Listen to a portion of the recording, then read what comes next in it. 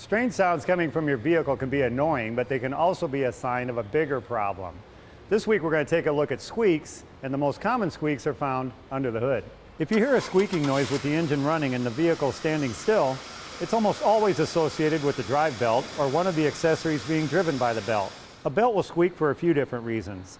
It might be worn out, or it might have gotten contaminated by leaking oil or antifreeze.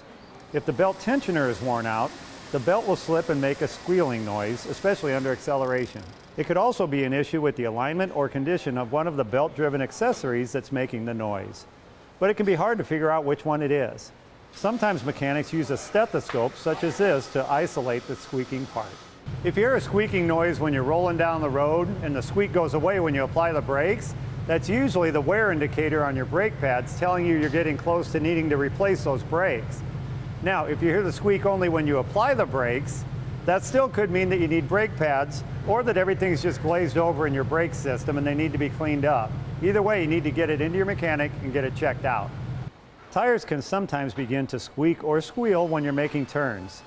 This can be an indication of tires that are worn out, but many times it's just an indication of low tires that need to be inflated.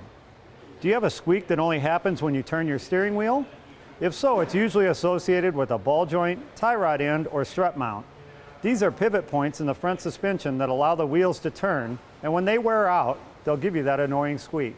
Sometimes when we're chasing a squeak on the inside of the vehicle, we'll use a tool like this. It's got a real sensitive microphone on the end.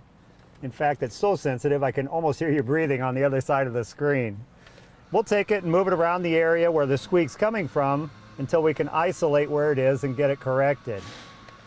That's a few tips on squeaks. Next time we're going to look at a few clunks on your vehicle. And remember, I'm listening. For Channel 6 News, I'm Jim Champion, the Auto Guy.